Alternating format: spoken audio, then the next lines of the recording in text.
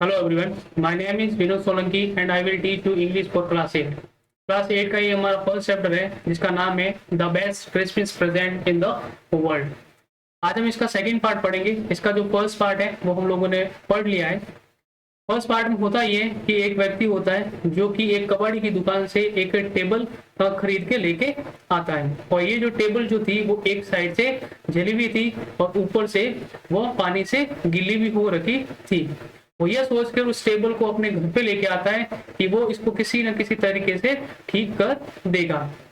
तो जब वो इसको रिपेयर करने जाता है तब उसके जब वो ड्रॉवर खोलता है तो एक आखिरी जो ड्रॉवर है वो काफी मुश्किल से खुलता है। जब उस आखिरी ड्रॉवर को वो खोल देता है तब वो पाता है कि उसमें एक लेटर है। जब उस लेटर को खोलता है तो उस लेटर पे कुछ डेट वगैरह जो है वो मेंशन कर रखी होती है। ये जो डेट है वो उस लेटर में कब लिखी गई थी उसके बारे में ये बताता है। ये लेटर एक आर्मी जो व्यक्ति होता है उसने अपने वाइफ को लिखा था। तो चलो देखते हैं कि इस लेटर में क्या लिखा था। चलो स्टार्ट करते हैं हम इस चैप्टर को। Dear Connie, I write to you in much happier frame of mind because some things wonderful has just happened.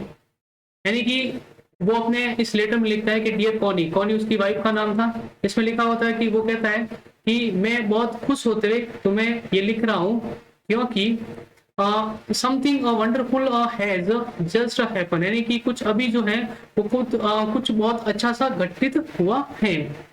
That I must tell you about at once. इसलिए क्या मैं इस चीज को तुम्हें बताना चाहता हूँ। चलो मेरी फोटो है वो इधर कर लेते हैं। We were all standing to in our trenches yesterday morning, Christmas morning। यानी कि क्रिसमस मॉर्निंग में कल सुबह प्रातः काल को हम सभी अपनी पोजीशन में खड़े थे। It was crisp and quiet all about। यानी कि सभी जगह पर कड़क और एक शांति सी थी। As beautiful a morning as I have ever seen। यानी कि जो सुबह जो थी वो इतनी सुंदर थी जो मैंने आज से पहले कभी नहीं देखी। As cold and frosty as a Christmas morning should be। जैसा कि क्रिसमस की सुबह जैसा कि जो मौसम है जो ठंडा होना चाहिए उसी प्रकार का मौसम था। I should like to be able to tell you that we began it।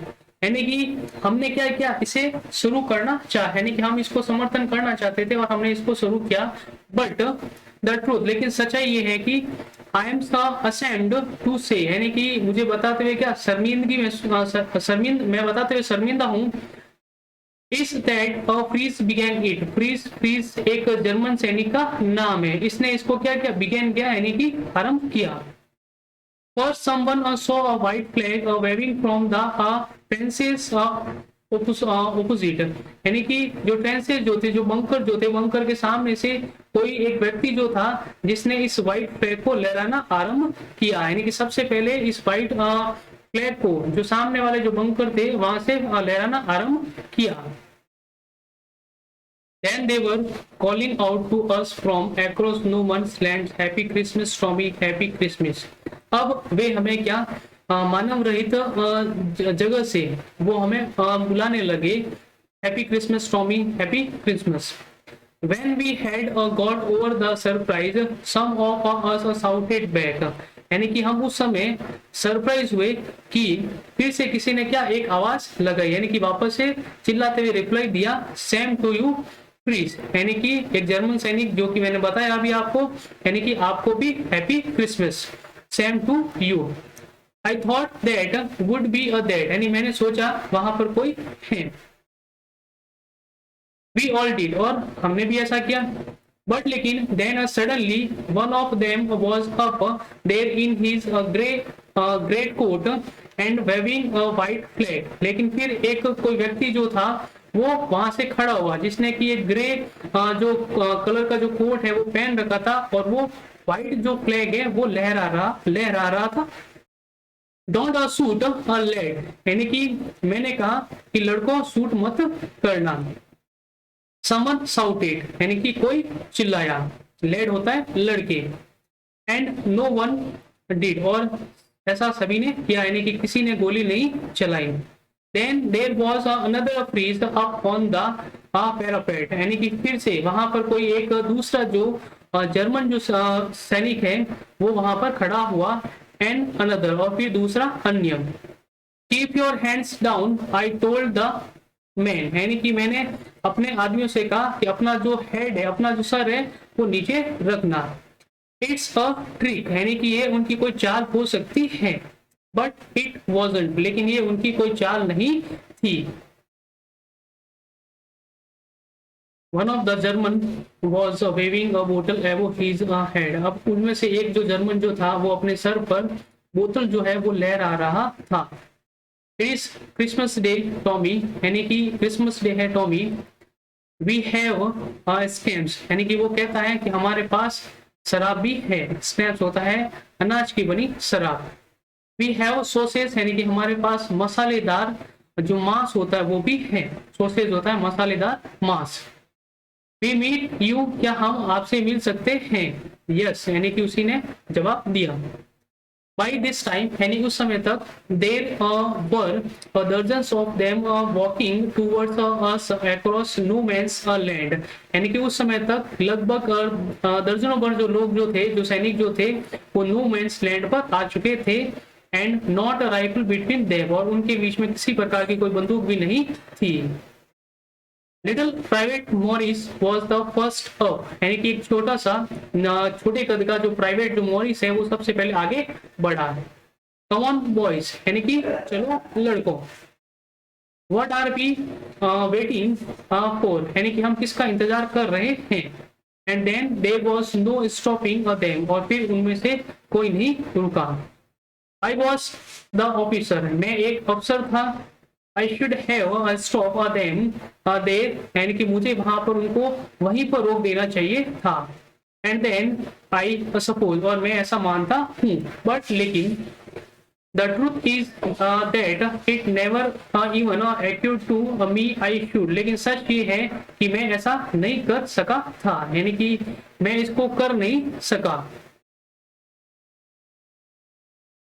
All along there a line यानी कि सभी ने लाइन जो है यानी कि जो सीमा जो होती है दो देशों के बीच में वो पार कर ली थी यानी सभी ने।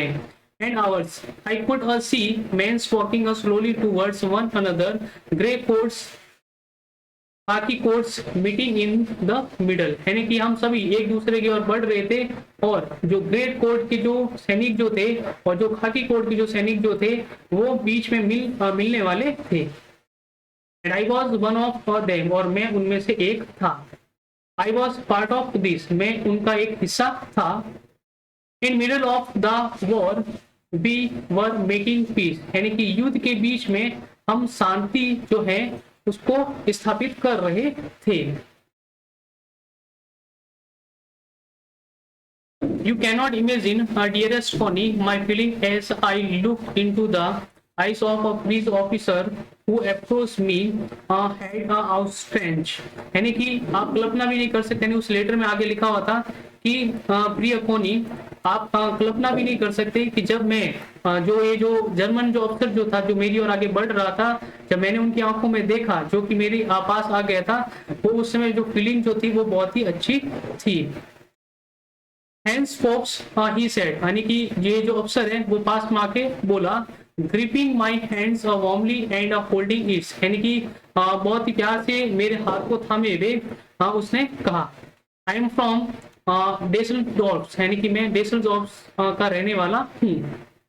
आई play the cello in the orchestra और उसने आगे कहा कि मैं ऑर्केस्ट्रा में एक जो वाद्य यंत्र होता है सेलो होता है वाद्य यंत्र उसको बजाता हूँ। हैप्पी क्रिसमस और उसने आगे बोला हैप्पी क्रिसमस।